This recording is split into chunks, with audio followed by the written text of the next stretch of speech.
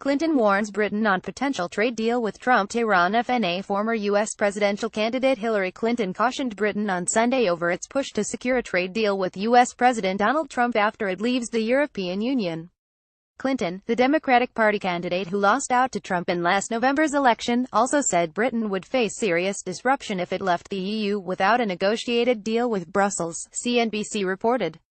The British government has talked up the prospect of bilateral trade deals with the United States and others as one of the major benefits of leaving the EU following last year's surprise referendum vote to leave.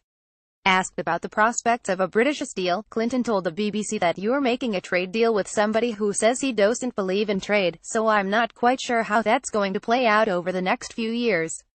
British Prime Minister Theresa May visited Trump in January to talk trade. The countries share $200 billion of trade each year. But May has since intervened in a dispute between U.S. aerospace firm Boeing and Canadian plane maker Bombardier, lobbying in the interests of Bombardier to try to protect jobs at its factory in Northern Ireland.